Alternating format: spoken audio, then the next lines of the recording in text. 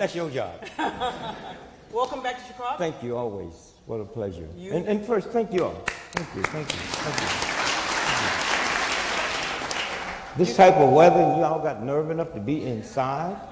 Yeah. Well, they came for you. And they came because, you have a long set of Chicago roots. You spent many years living here, raised your family here. Yes. Raised some hell here. Yes. A little bit, more than a little bit. Yeah, more than a little bit. Yeah, but it was fun. Where did you live when you were living here, and what were you? That was back in the days when you early days. I was out by the University of Chicago on 55th Street. That building that they put right in the middle of the street. It's the only city in the world where the politics is so strange. You can build a building in the middle of the street and make cars go around. Right? And so I was there, and that's how I met my wife. She was at the University of Chicago, and I was taking a shortcut through, and she thought I was a professor. Honest mistake, but a good one. Yes. Turned out pretty well. How many years now? How many years? 50 years. No. Love ain't got nothing to do with it. She told me when we first got married, if you ever leave me, I will hurt you. And hurt will keep a brother home for a long time. And there's another word that'll keep a brother home that Michael Jordan found out about called half. My problem is, I guess like a lot of black men, I didn't know how strong. So I've always said the strongest two forces in the history of America has always been the black woman and the black church. But I didn't realize how smart she was until that. Well, there's certain things that happened that, Kobe Bryant, remember that incident? A white woman accused him of raping her. Right. And he went home and bought his wife a $4 million diamond ring. Now, if a white woman tonight accused me of raping her and I go buy Lil a $4 million diamond ring, she'd get 2 more white women. It adds up real fast. You hear me? Because she got enough sense to know wherever that ring came from, there's a matching necklace and bracelet. Huh? And sometimes you just kind of forget, you live with, you take them for granted, And I don't know why most Americans have not been able to see that the whole rhythm have changed. Y'all be playing games and talk about the young folks this and talk about young folks that. I was at a conference the other day, and they talking about the young boys with their pants hanging down. But if that was women with your pants there, we would love it. And so my reaction is simple. That's cool, but why is this a priority? Hitler never wore his pants down. The mafia, you can't find people more immaculate than them. Huh? The priests that got busted for ripping off little boys for 100 years, they never wore their pants down. The problem is when you try, because your spirit is not there, to identify wrong by the way it looks, then you're in trouble. Instead of saying, wait, I don't qualify to analyze this, but let's see if we can find somebody. If you ever bit your tongue, you know how bad that hurts. Huh?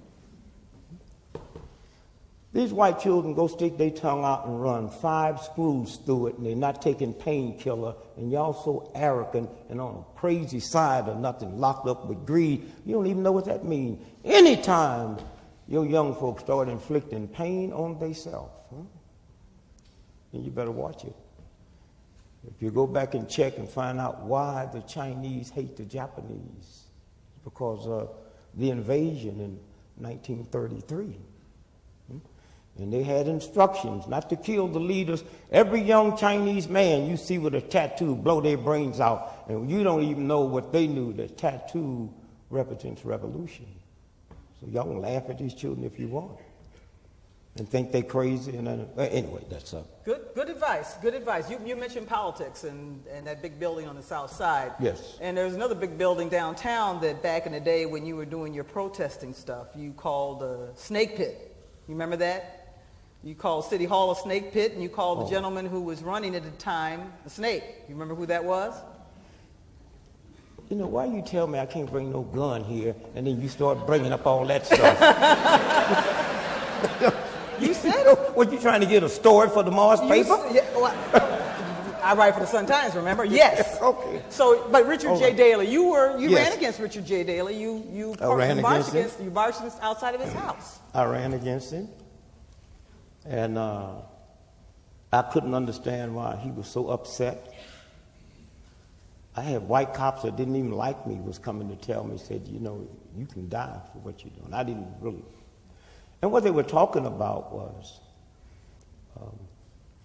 this man was probably, you'd have to go back to the early days of the Roman Empire to find someone that was his most powerful. That was more powerful. Yeah. His embarrassment was that I was running as a write-in candidate. And what they was worried about was Hyde Park, Kenwood. Educated group, money group, and they know how to write in. Mm-hmm. And that's what his embarrassment was. Mm-hmm. How did you do in that race? I did well. If I'd have won, I'd have asked for a recount. Something's got to be wrong with this picture. Something somewhere, you know.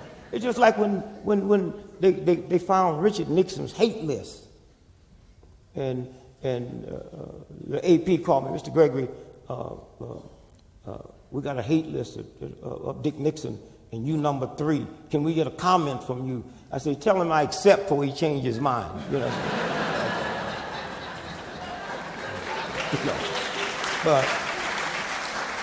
But those was fun days. I learned a lot here. I come out of St. Louis. Mm-hmm.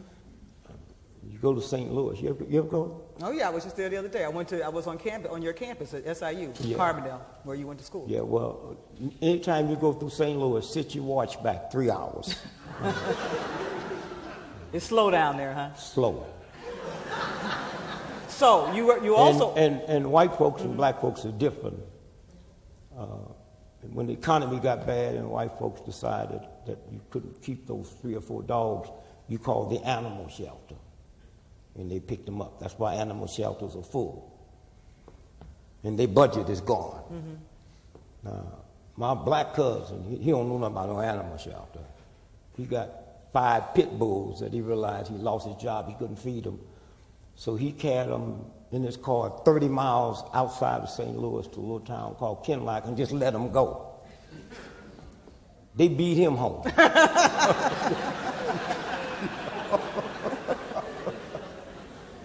So you also ran for president. Long before a certain gentleman who now occupies the White House.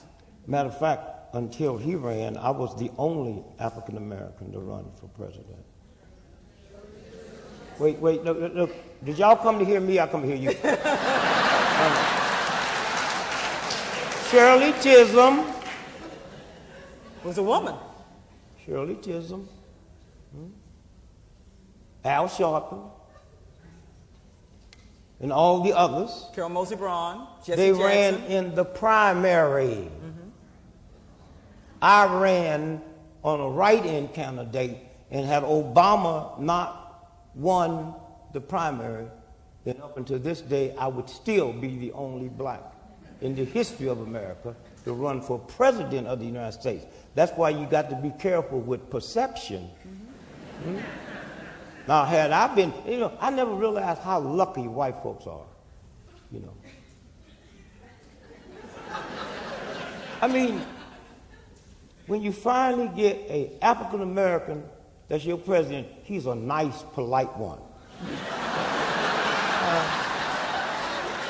Went to Harvard.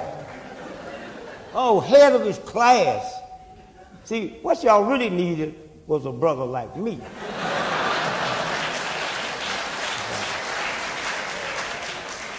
And you'd have had a lot to write about. Oh, yeah. Because my first act, after I was sworn in, would go to the White House and dig up that rose garden and plant me a watermelon patch. Well, Michelle's got that garden. Maybe you can talk to her about that now. No, They're they're not into that, huh? They are kind of, and there'd been no white folks in my cabinet.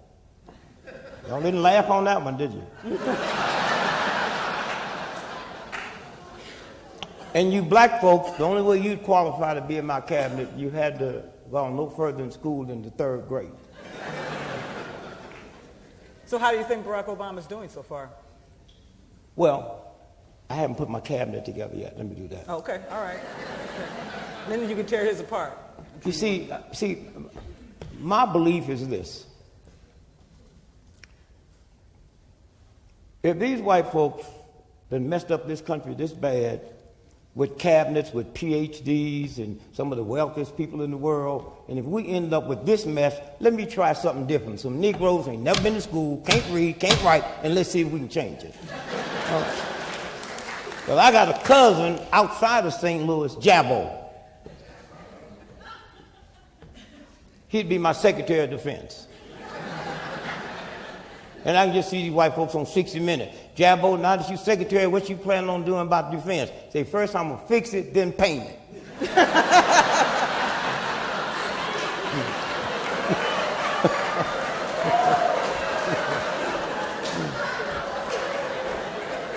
Now, what did you ask me? I asked you, how's Obama doing? And I want to, this is what we really want to. I wanted to really talk to you about tonight is race. Yeah, but first you asked the question. I asked you about Obama. He's the first. I couldn't rate him. He's the first. First, he's an illegitimate president. Okay. Okay. Tell us about that. Well, Bush scared white folks so bad, they forgot they weren't supposed to vote for a Negro. So he slid in there. And they was nice, and they was humble, and they was polite. But now they're not scared no more. Now he's catching hell. Mm-hmm. Where you been? How come you took the plane to go? That kind of thing. They suddenly remembered he's black. But the whole bit is, I wouldn't try to grade him. I'd give him incomplete because when he came in, the house was on fire. Amen. Yeah. And there's certain things that he have to do. Okay, if you like the banks or not, Jesse James didn't like banks. But the perception of banks around the world, if you didn't walk in and say that, now we can put him in jail later, but you had to, what's your name, brother? Paul. The real one? I thought I heard something. No, the earthly one. Okay. Paul, if they brought me into the hospital and I've been wounded and bleeding and fractured skull and broken ribs, and while your whole team is working on me, if my heart stops, you got to stop everything and fix this. Well, that's what happened with him when he came in. Huh? He had to fix, and it was so much.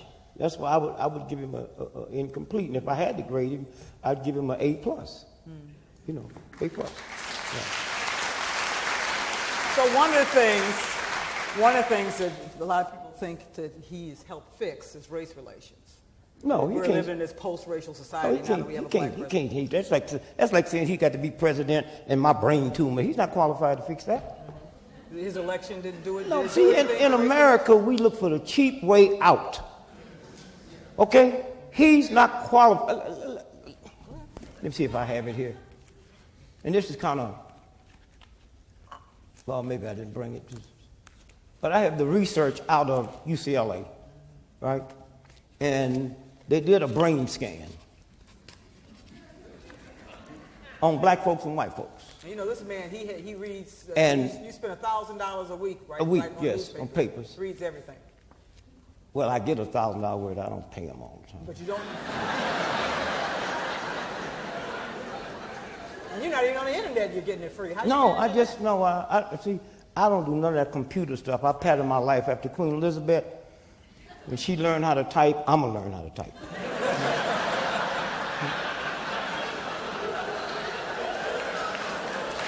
You know what I mean? Queen Elizabeth, you see, if I say something about white folks tonight, you can be guaranteed I'm not talking about you. See, what I mean by that, white is not a color, it's an attitude. And if you don't have trillions of dollars in the bank that you don't need, you can't have the attitude. I'm talking about Queen Elizabeth type white folks. And most of the black folks, y'all know, we owe y'all a serious apology because we mad at the wrong white folks. White folks we mad at couldn't help us if they liked us. Matter of fact, they'll kill you on the way to get me. And I guess what I'm trying to say is Queen Elizabeth made $360 million every 24 hours just interest on her money. Now, them beats white folks.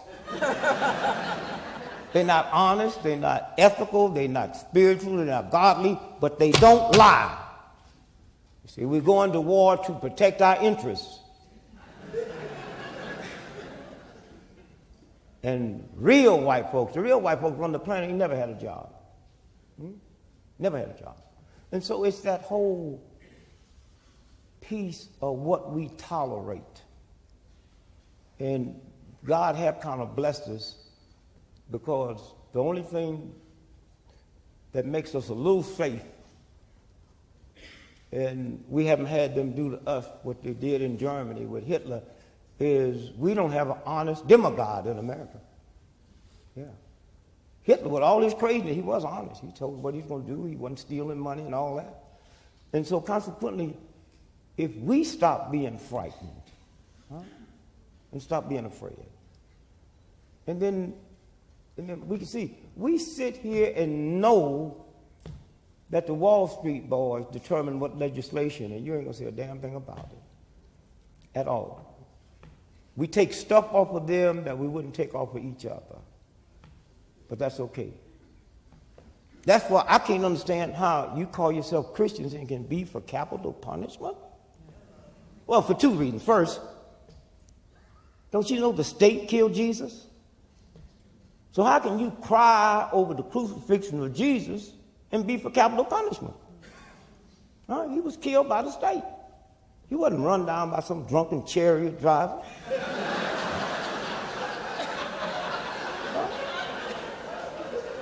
And if Jesus Christ came back, that's why I stopped. That's why I stopped going to my Baptist church on Easter. So I'm so tired of you black folks every Easter. Were you there when they crucified the Lord? You know, that's a cheap song to sing 2,000 years later. You wasn't there then, and most of you wouldn't show up now. And if Jesus Christ came back to America today and bugged the wrong people, they give him an electric chair. Yeah. Then all us Christians be walking around with big chairs around our neck, right?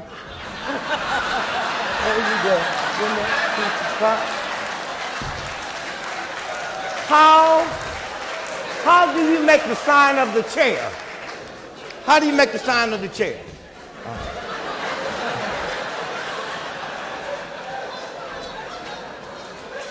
Now, you said once, I think I saw in my research, you said once that you learned a lot about comedy in the church. I learned everything. Talk about that. Well, first, I'm born in 1932, right? And so there was no TV, just radio. And come out of a ghetto, never been around white folks. And so all the white comedians, they didn't seem funny to me. But, you know, you young folks, you have to understand where you are today. I mean, I'm born in 1932. We were so dumb, we used to listen to tap dancers on the radio.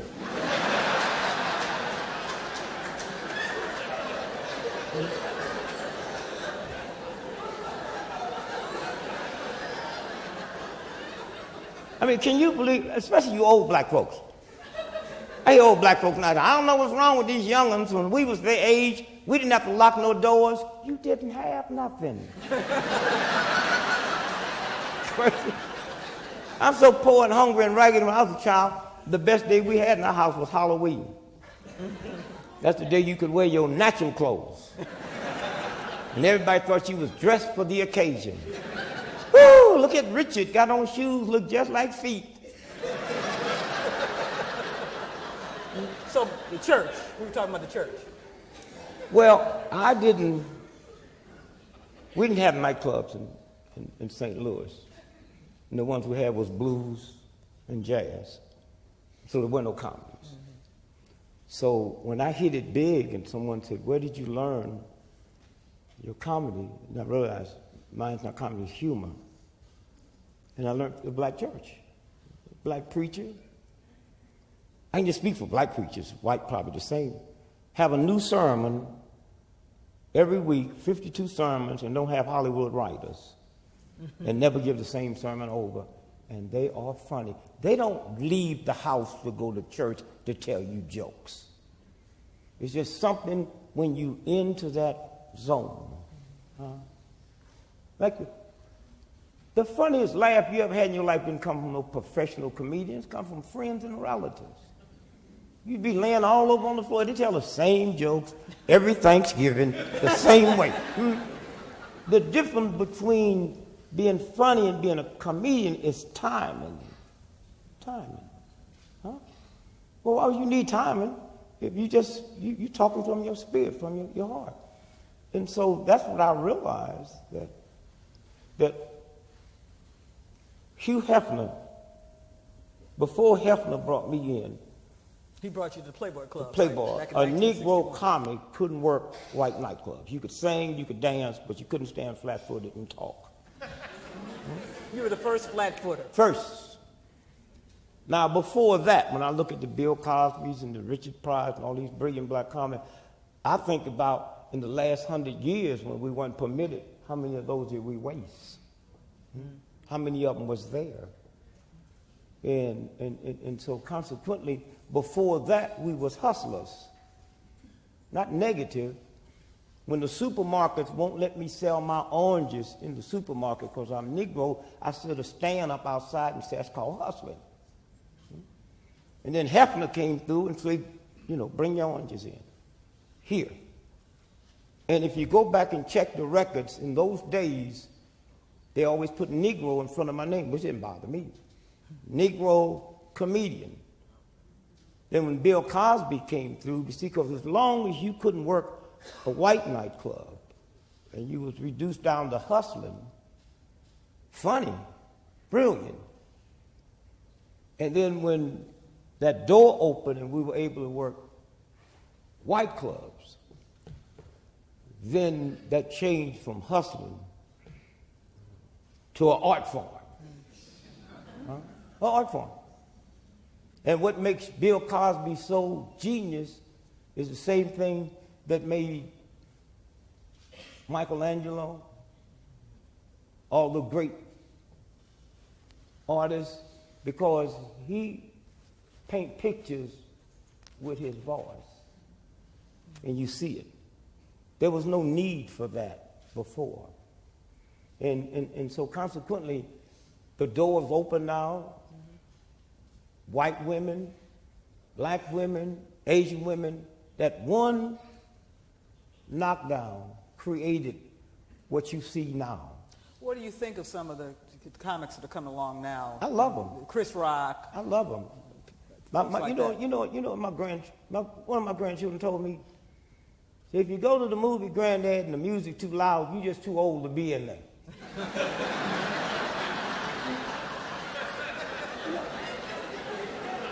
Because, I have 10 children and 12 grandchildren, and I listen to them, and then I realize how dumb we were.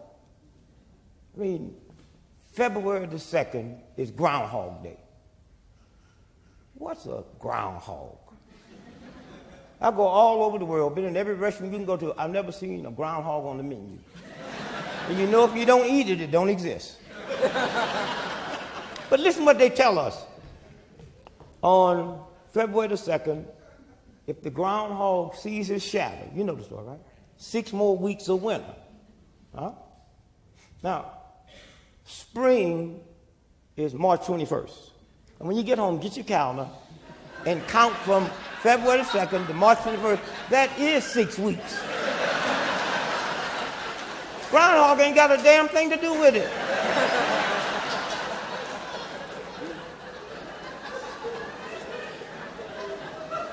see how easy it is? For instance,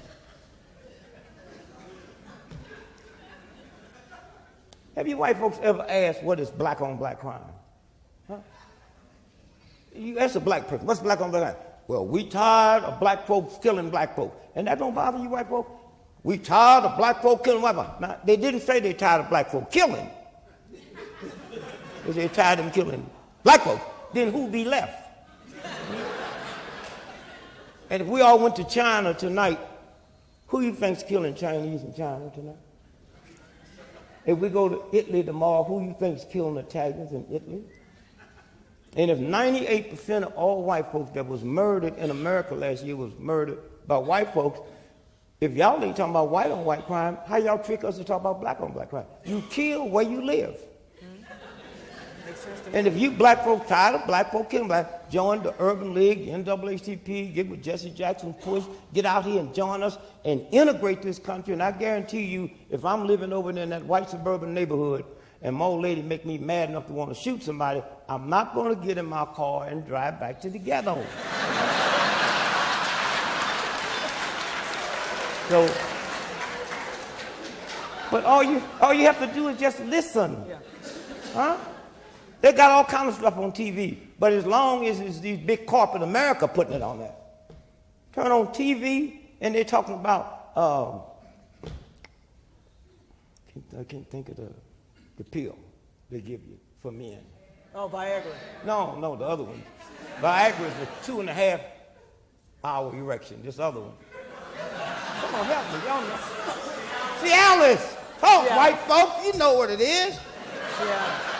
And if you white folks don't believe there's a difference between black and white, they tell you if you have a 4-hour erection, go to the emergency room. In my neighborhood, a 4-hour erection is called a treat.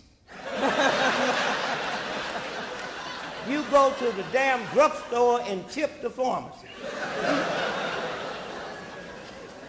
Speaking of... And they say erection right in front of your children. So my grandson, 4 years old, walked up to me and said, "Granddad, what's an erection?" I said, "Go ask your grandmother." That's why I said, y'all got to be careful about these sisters. He came back smiling. I said, "Well, what did she say?" She told me that she'll tell me later, but for me to tell you, she hasn't seen one of them things around the house in years.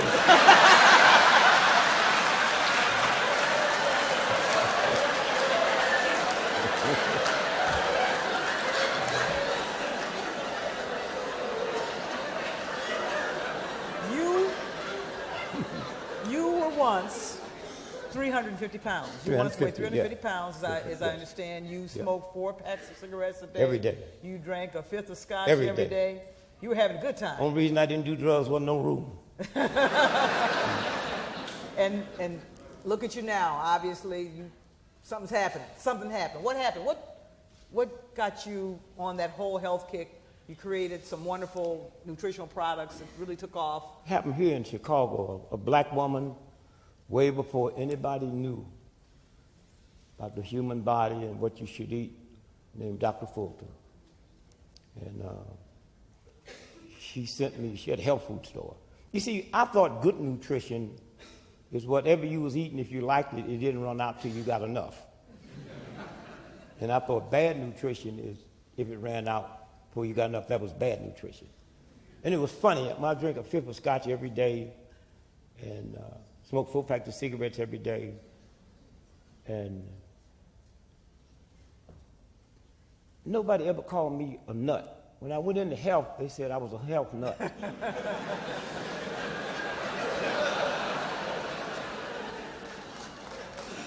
And I came up just like everybody else. Doctors, that's all I knew. This 98-year-old woman went to see the doctor. She said, "Doctor, my right knee hurt." He said, "How old are you?" She said, 98. He said, "That's why your right knee hurt." She said, "Doc, my left knee is 98 and it don't hurt." And it was that and then trying things and seeing it and then feeling good. Mm-hmm. I mean, I didn't come out of no health family. And then one day, I realized I hadn't been sick. And then I went on a fast. to protest the war in Vietnam. And I used to drink so much whiskey that I wake up in the morning and I couldn't move, the pain in my stomach, and I just have to run and give me a cold Pepsi Cola or something, or crawl across the floor. And then after about 18 months of being a vegetarian, I didn't even know what vegetarian, I never heard vegetarian. Because back then, when I stopped eating meat, when you went to a restaurant, they gave the vegetables away. It's called side order. You order whatever you want, and the rest of it went with it. You coming in, not going to order this steak and talking about this side order, they wouldn't even wait on me.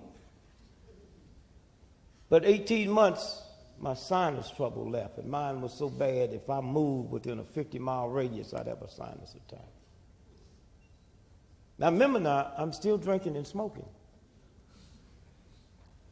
And then 6 months after that, my ulcers disappeared. And then that's why I slowed up and said, wait, it must be something to not eating animal product. And we call it, meat. No, it's called flesh. Meat is called the meat of the apple, the meat of the orange. See how they switch words on you? The meat of the nut, And the three strongest animals in the jungle, the gorilla, the elephant, and the rhinoceros, they ain't never ate nothing but fruit and berries. My problem was that once you do something that dramatic, all my black friends, they became scientists. How come you don't eat no meat? What do you do for protein? Well, when you love people, you can explain things to them and it gets through. I said, well, the three strongest animals in the jungle, the gorilla, the elephant, the rhinoceros, well, they don't eat no meat. Matter of fact, the meat you eat don't eat meat.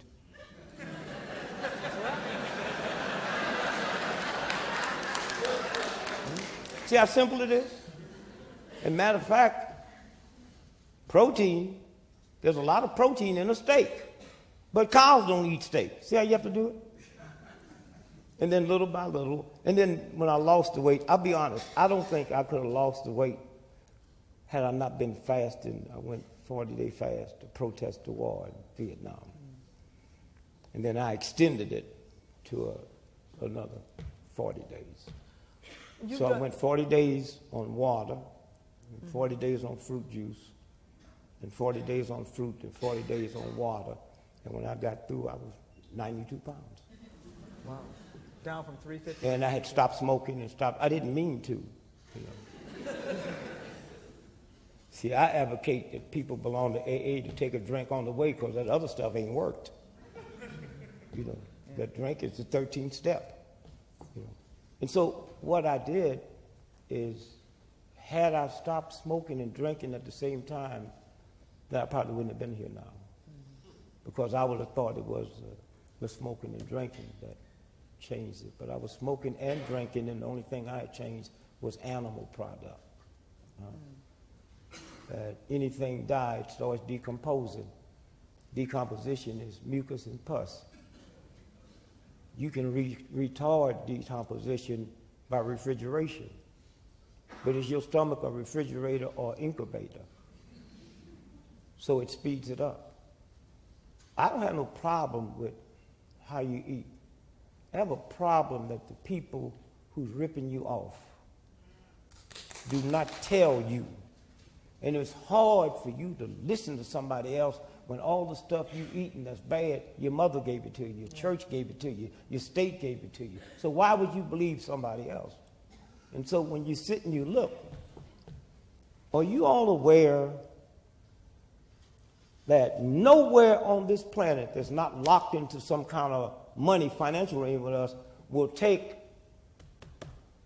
our food from this country because it's genetically engineered? And if you know anything about Europe, they call it Frankenstein food. And they will not take your potatoes because all white potatoes and red potatoes is genetically engineered, and there's a hormone in there that one day you'll find out about, but it might be too late. And none of them countries will use it. And the whole world's laughing at you now because it's a strange phenomenon that's going on. We don't understand up until this year, 98% of the folks died from the flu was 65 and over. Y'all been reading that? This year is different. Yeah. This year, 87% of the flu deaths is 65 and down, with the highest number from 36 to 20. And all over the world, they laughing, saying genetically engineered potatoes. They're getting it from the fast food. Now let's look at it. China's the most populated country in the world. They've had 300 cases and no deaths. No fast food. No potatoes from here. Okay? India, populated, 37 cases. Russia, none, but you know how they lie. And so it's that whole thing. Yeah. Now, 3 top killers in America. You know, people ask me, I'm 77, right? They say, you look so well. How do you know when you're getting old? You know when you're getting old.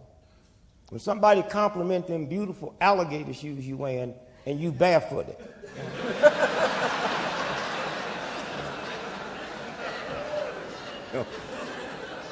You also know when you're getting old when you go in a restaurant and order a 3-minute egg and they make you pay in advance. The number 1 cause of death in America is sleep deprivation. Number 2, dehydration. And number 3, lack of physical fitness. All of them are free, all of them is a gift from the universe, but we don't have time. And then you have to pay a price. So I was telling my wife the other day, I'm 77, she's 72, and we don't have a prescription between the two of us. Wow.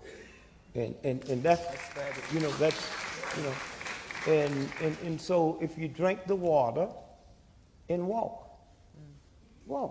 This black woman came up to me and she said, you know, you say walk, but I got a bad leg. Walk bad. Walk the same way you walk when you go buy them lottery tickets. I'm sorry, you. That's okay.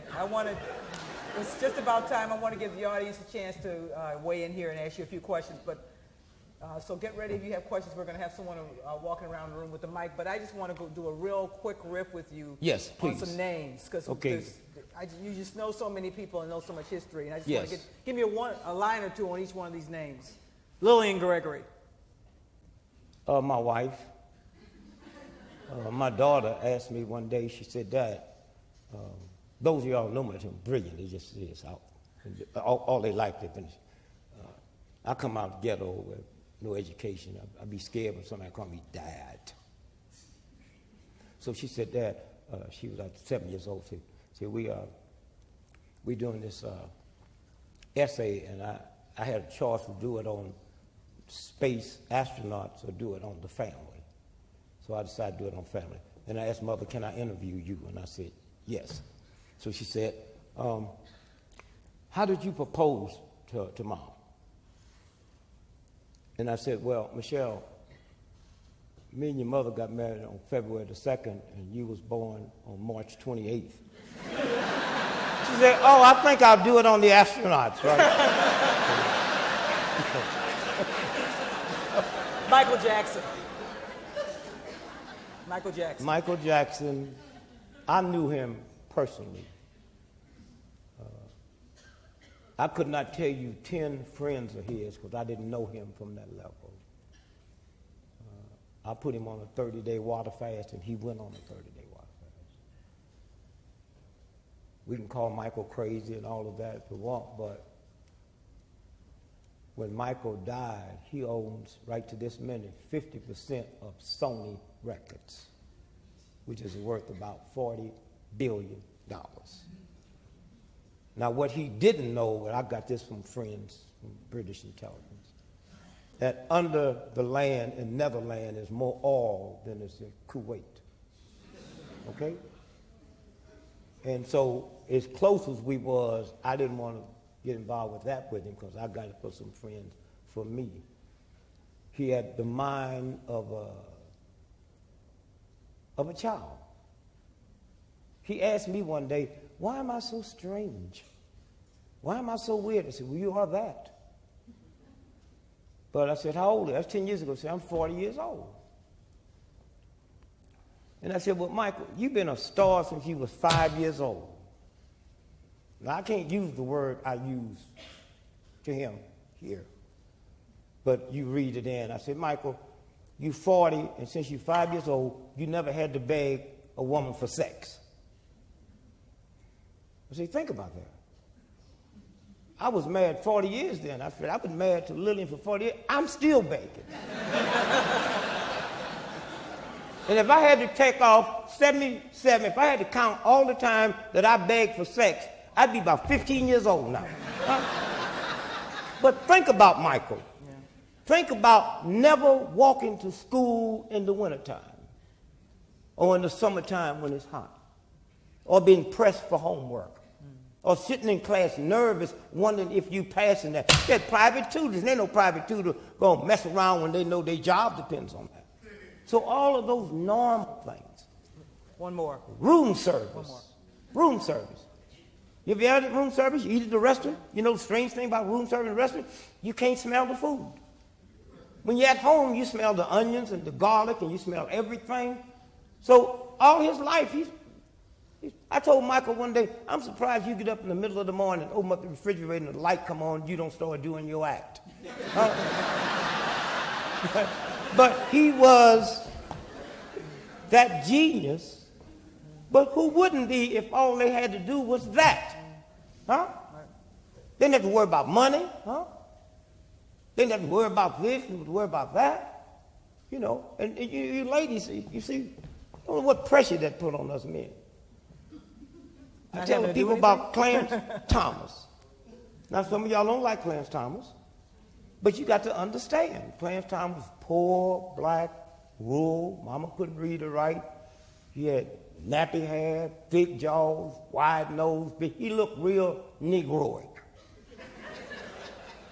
And you black women wouldn't go to the prom with him. So he married him a white woman and hate us all. So I teach my granddaughters, just go to the prom with him. Do we have a question? Yes. Yes, thank you. Wait, she got to bring the mic down to you. It's being recorded. Okay. Thank you for being here. You mentioned that when you were hired by Hugh Hefner at the Playboy Club that he listed you as a Negro comedian. Well, yes. Chicago Humanities Festival listed you as an African American comedian in the bios. What's the difference? Between African and African? American and Negro. Well, what is a Negro? That's the first thing. It's not something that I named me. And I don't understand why you black folks are upset over the word nigger. You can never be a nigger. You name your autobiography. Nigger, yeah. Nigger. And if I had a child and he'd be guaranteed right now at 77, God would bless me and give me a boy child that would grow up to be the greatest athlete in the history of the planet. Greatest runner, greatest distance runner, greatest hurdler, greatest football, basketball. I'd name him nigger, so y'all have to sit the radio and say, and nigger cuts to the left. Not nigger. And you better not say that nigger, because his name ain't that nigger. His nigger is nigger. And then all at once, the O.J. Simpson trial came through, and millions of people believe he did it, but he beat it because the way Mark Furman used the word nigger. So someone other than us decided it's going to be switched to the N-word, and black folk went along with it. You think my Jewish brothers and sisters be stupid enough because some Germans was upset over Hitler, they changed the word swastika to the S and concentration camp to the C word? If you ask Jews all over the world, what did Jesse Jackson say to make you mad? He said, Town, not the H word. And that's what I love about my, if I had to be born over again, I want to be Irish. Why? Because they didn't call Irish nigger, they called them drunken fighting Irish. Okay, and what they did, they took the word drunken off and carried fighting Irish to Notre Dame. Okay. Anybody over here? Question? We have a mic. Question? Did you finish, y'all? Okay. Thank you.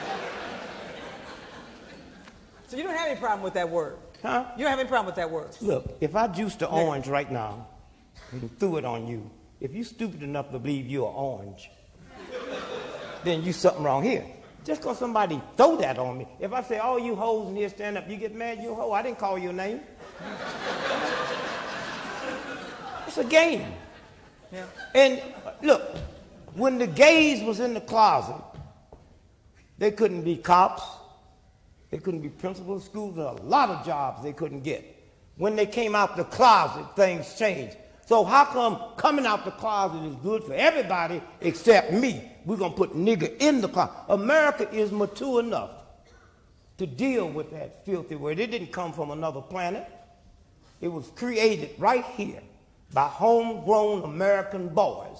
And let me tell you something. When I was growing up as a child, there was a lot of people scared of their headaches. They didn't want to get checked because they might find out it's a brain tumor. Well, you keep lying and covering up stuff, and you'll die just like them old folks died that didn't want to hear the truth. Somewhere, you women didn't get to be pilots and president, all these men, because you hid the fact. You let them know we don't like what's going on. And when I think about, if I was a white woman, I would just tear up the 15th Amendment. 15th Amendment gave black slave, ex-slave men the right to vote. And you didn't get it till 1920. And you came over on the boat with the boy. Huh? And so when you stop and think about it, no, you can never be a nigger just because somebody, all right, let me put it this way. You're a billionaire. Now go to Neiman Marcus and run up your account. Just because I call you a billionaire don't make you one. And the problem that bothers me, that anything negative you call, you can take that, but if I called you a billionaire, oh, you must be crazy. And so somewhere, that's why I have a problem when you hide anything. Huh? We are where we are now in America. We're a better nation now than we was before the King and the Civil Rights Movement because we was hiding it. And now we got to get to the point. The paper I was looking for was this. Y'all can probably punch it up on the internet. UCLA Psychiatrist Department did a huge piece where they put a brain scan on 100 white folks. And it showed up on a huge screen, the brain. And they had all the segments, happiness, sadness, fear, fright. And out of them 100 white folks, they showed them pictures of their family. It's already been prearranged. Pictures of the family, pictures of where they grew up, pictures of folks they knew when they were little children. And you could see this lovely, quiet tranquility. Then they showed them a picture of a black man. And 63% of them, fear damn near jumped through their skull, and they're not aware of this. Now, put that on hold. They took 100 black folks, hooked them up, did the same thing. Showed them a picture of a black man. 64% of them reacted the same way. You don't qualify to change this if you don't know what go on in the human body. We played long enough on this emotional crap. Now let's sit down and bring in some honest folks, not some old people that want to trick scientists. I'm in Budapest not too long ago, and they talking about climate change. And all these brilliant people standing up and they saying, well, this scientist said it's not, this scientist said it's not. So I just got down in my ghetto drag. I said, well, I don't know nothing about, climate change. All I know is this. I know that there's glaciers been there for millions of years. They melting. Case over. But a lot of y'all feel like you got to be smart and all that kind of stuff. You black folks, some white folks want to find out what was in my head. They read all my stuff. So they bring me over, $40,000. They just want to hear. Mr. Gregory, what's some of the pressing things you have on your mind today? Now I'm going to tell them, right? I said, well, I'm trying to find out what happened to albinos after high school. You know what I mean? Every high school got albinos, then they disappear. I want to know where they go. The albino ain't never raped a woman. They'd be easy to find. I've been in the military, no albinos, huh? I work the audience like this all the time. No albinos. I'm on the plane every day. No albinos. What happened to albinos after high school? They couldn't handle it.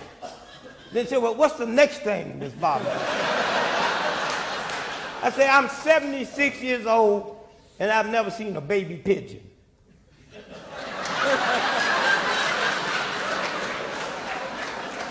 I don't know nobody that knows somebody that's seen a baby pigeon.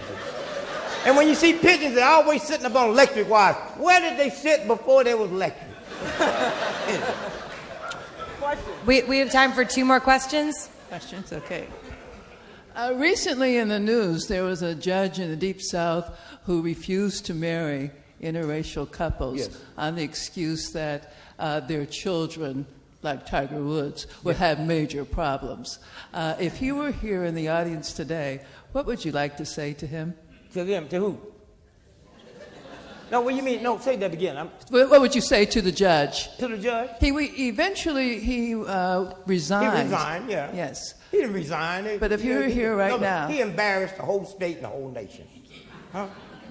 You know, there's a whole lot of things that embarrass us, like we at war.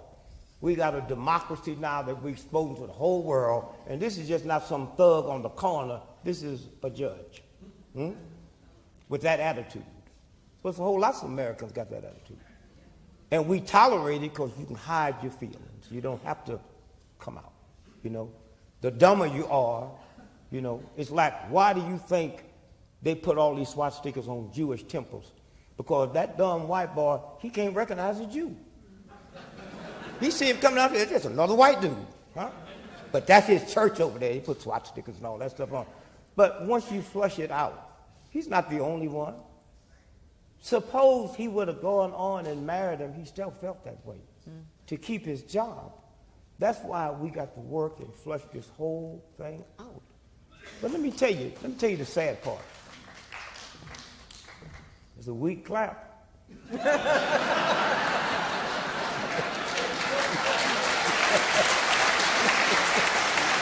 There you go.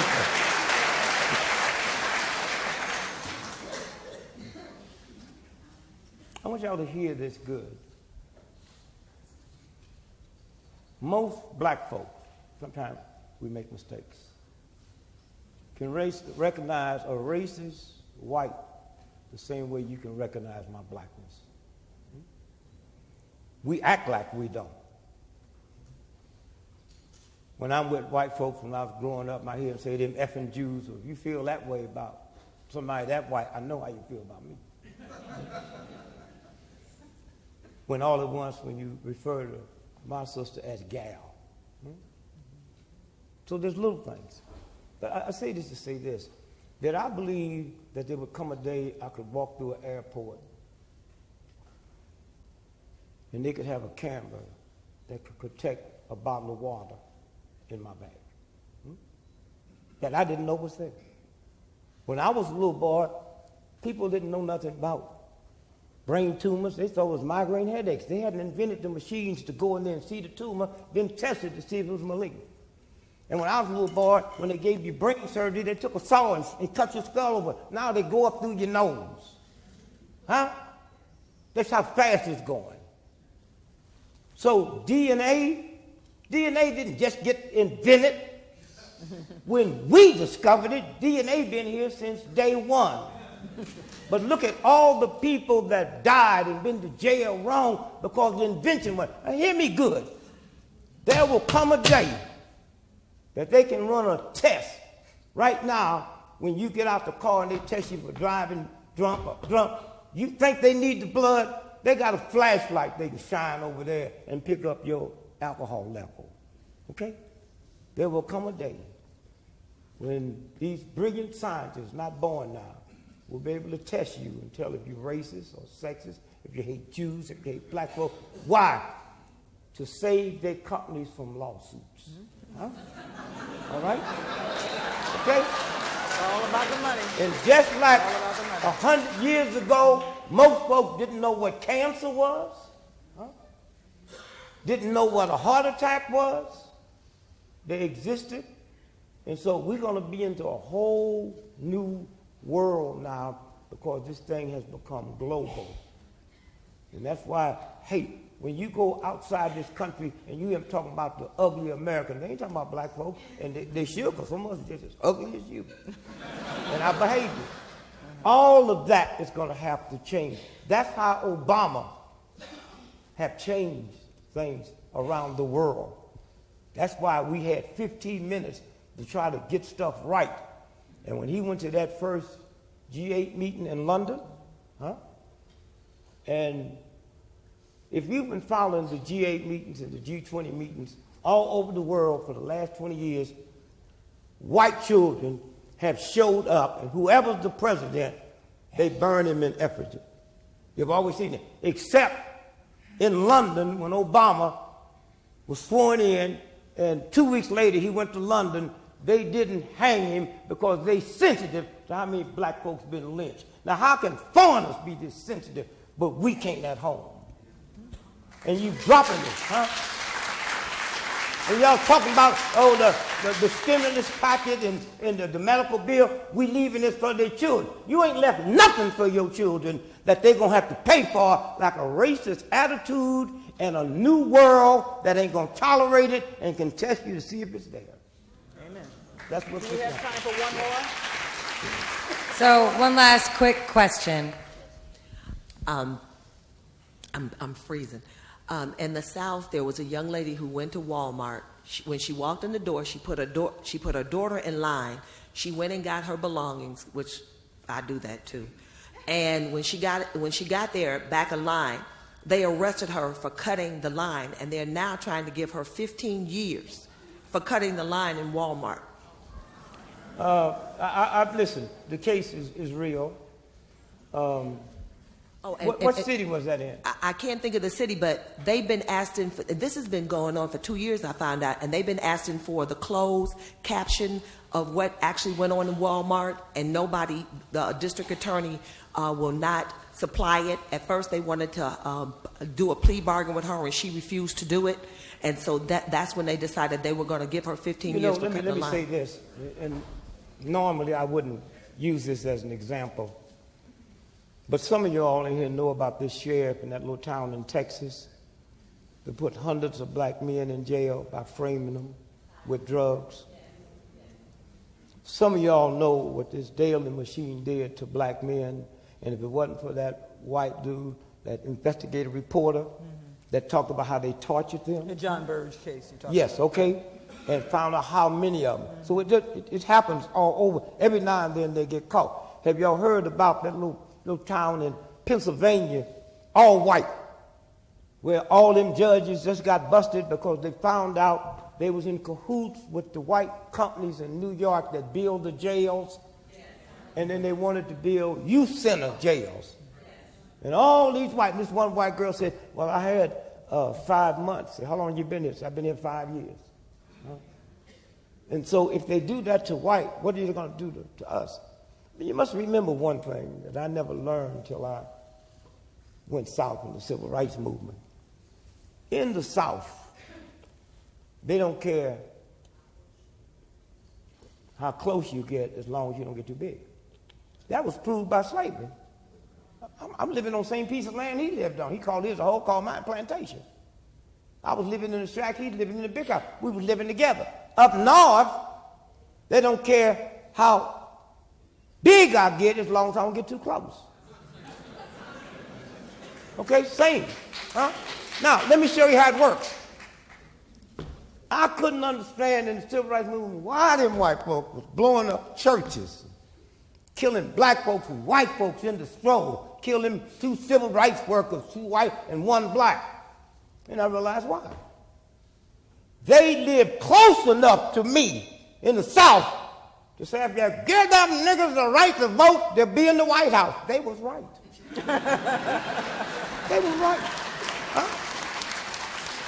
And y'all can sit here with all your little cuteness, but imagine if I waved a magic wand and all you black and white folks in here become dirt poor white folks with no education, can't read, can't write, living in the poor of the land. And up until Obama, you could always say, well, at least I ain't no nigger. You can't say that no more. Mm-hmm. Imagine what they're going through. And we just came out of New York looking at some research, and for the first time in the history, first time this year, that 50% of all women that was killed by their husbands or boyfriends. This is, see, you got the economy thing, plus you got this projection thing, and then all at once. If y'all would just do me a favor, go to the store this week and go to the dog food section and buy a can of Alpo. Just don't look at it, buy it so you can show your friends. They've taken the dog off Alpo because more human beings, particularly white folks, is eating more dog food than dogs. Huh? Now, the pride, I don't want to talk about it. I want to go through. So this whole mixing, I'm telling y'all, if this thing don't change, I mean, we got one set of rules, for black folks, another set of rules for white folks, another set of rules for women. When I looked at Jeremiah Wright, when they were saying, well, how come you didn't leave the church? And the boy, like I said, he's just kind of nice because he asked me that. I just said, well, I didn't see no Catholic priests and nuns leaving the church when the priest got caught. So why I got to be different? Huh? Hillary asked the question. I got on the radio and said, Miss Hillary, whatever Jeremiah was doing, he wasn't breaking the law, but your husband got caught doing it in the White House. That was a violation of the law. And he insulted and he shamed you and your daughter around the world. You didn't leave him. So the rules changed. Now, let me just close with this. The question you asked is getting a lot of attention. And something will happen. The reason the justice of the peace or the judge had to step down is getting attention. It's getting attention. Whole lots of stuff happened that we don't know about. The three people, that's the cause of slavery ending in the Civil War before Lincoln was one. I don't know why I can't think of his name. Brilliant. Come on. I was just at his award for Bill Cosby. Huh? Mark Twain. Mark Twain. Y'all don't know who Mark Twain is. Mark Twain was born on Halley's Comet. It comes every 75 years. 75 years later, he died on Halley's Comet. What did he do? He wrote these books, and unbeknown to most folks, he was the first writer that refused to write with that old English style. Huh? He wrote Southern, Midwestern American. And when he wrote Huck Finn, Nigger Jim, if you don't understand his intelligence and where he was coming from. You see, before he said Nigger Jim, all black folks was nigger. Come here, nigger. And when that white boy said nigger, all y'all looked. Because nigger didn't have a name. I was Kachipi's nigger. And then Mark Twain came through for the first time in the history of America and gave nigger a name.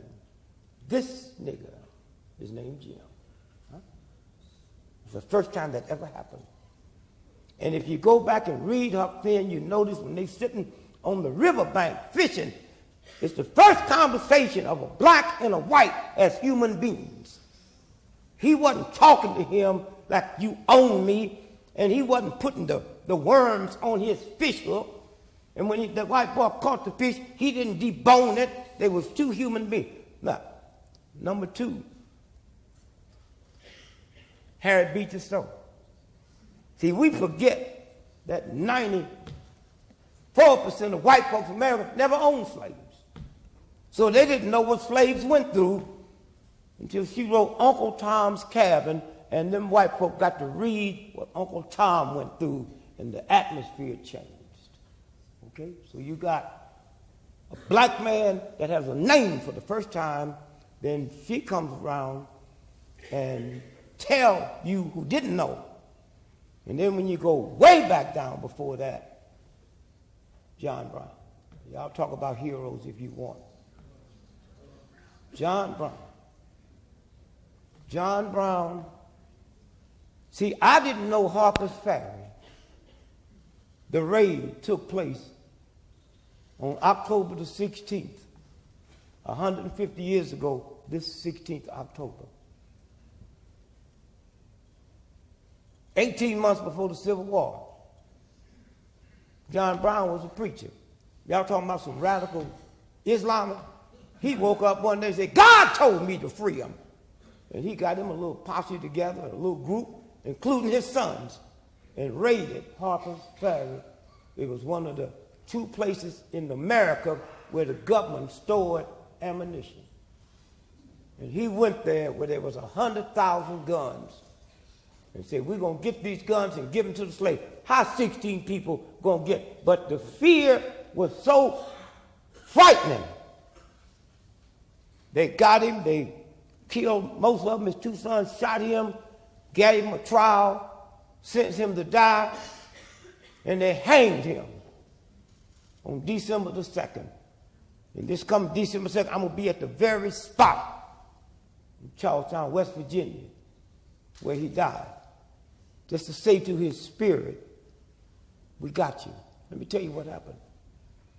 As he walked out of the jail to go be hanged, he slipped a note to the newspaper reporter that read, for what you're doing to the black people, you will pay for it with your blood. And 16 months later, the Civil War. And when them Union soldiers was fighting, what were they singing as they marched to the front to kill or be killed? John Brown and John. That's how important he was. You don't know it now because that part is here. If you go to Washington, D.C., go to Lincoln Memorial. He's known all over the world for the Emancipation Proclamation. There's people that know of Lincoln and never knew he was president. If you look at that huge Lincoln Monument, not one word up there about the Emancipation Proclamation. Okay? Only in America. Only in America. And so, have this thing changed? You see, I don't need to be validated by nobody. There's a universal God for us. My validation's already in. Not what I can sit here and tell you. I only think I got one bad blemish on my thing. I don't pay my bills. I don't know if the real God's into that. If it is, then I got some explaining to do. You know. But I don't know if y'all remember when that tree fell on my car, squashed it down, right, and everybody thought I was dead. Right. And I got out the hospital that night. They ran all the checks, and the press was there with a huge picture of the car. And they said, Mr. Gregory, how do you explain that you're not dead? Well, they thought I was going to do what most Negroes do, which ain't nothing wrong. Jesus, I didn't say that. I owe white folk too much money. Just my Neiman Marcus account. Now, I say that to say this. 40 years ago, when I'm running in Mississippi for my life, did I ever believe that I could stand here tonight and tell you in Mississippi tonight, a black man's head of Mississippi State Troopers, black woman's head of social services? Did I ever think I would see today that white folks would ask me to comment on white folk problems? I'm coming back from Europe 3 weeks ago, and CNN's there at Kennedy. I mean, Gregory, you think we'll ever catch Bin Laden? I say, we? I ain't looking for him. I'm still trying to find out who my daddy is. Thank you, baby. Thank you, Greg. Thank you so much.